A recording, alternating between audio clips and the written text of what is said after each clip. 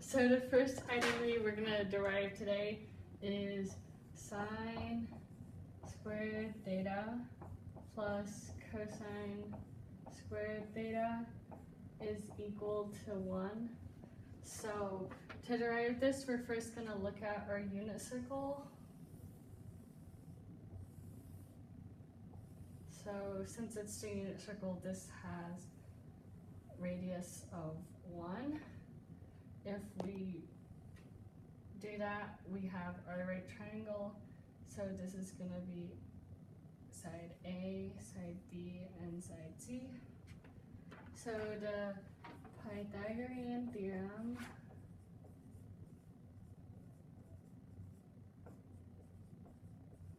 states that A squared plus B squared is equal to C squared. So we can divide both sides by C squared, and we get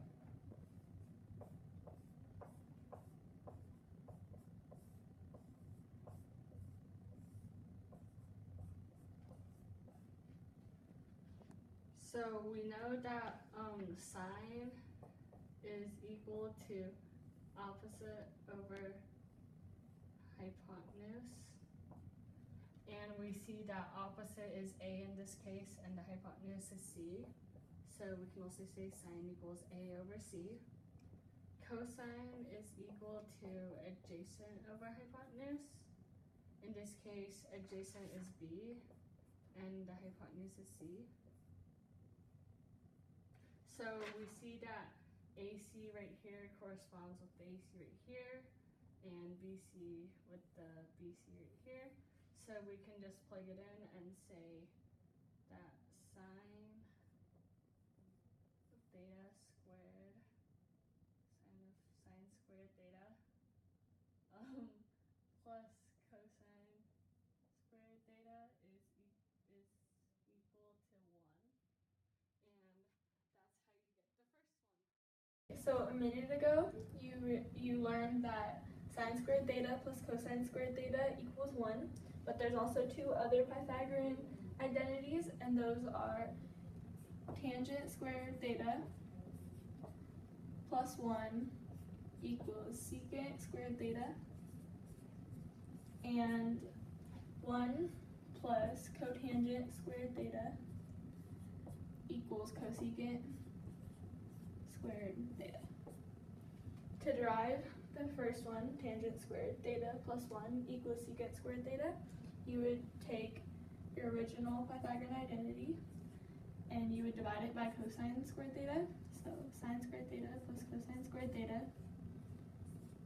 equals 1 divided by cosine squared theta.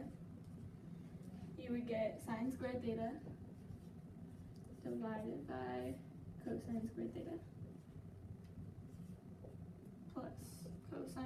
plus 1, because cosine squared theta divided by cosine squared theta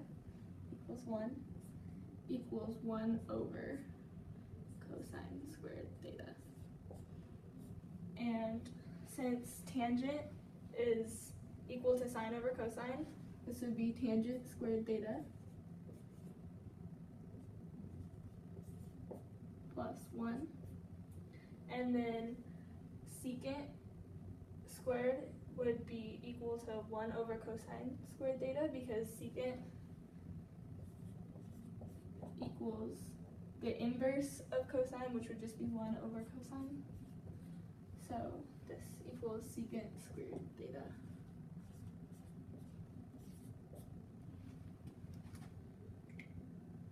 So a minute ago, we learned about two of the Pythagorean identities, but there's a third one, which is 1 plus cotangent squared theta is equal to cosecant squared theta. So to derive that, we take what we learned, sine squared theta plus cosine squared theta equals 1, and we divide both sides by sine squared theta.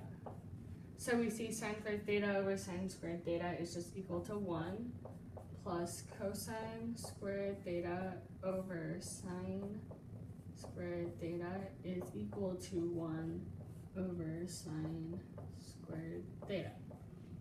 So we know that tangent is equal to sine over cosine. So cotangent is equal to cosine over sine, which is what we see right here, cosine over sine.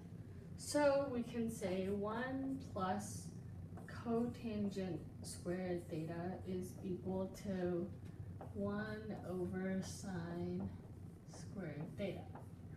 We also know cosecant is just equal to 1 over sine, so we can say 1 plus cotangent squared theta is equal to cosecant squared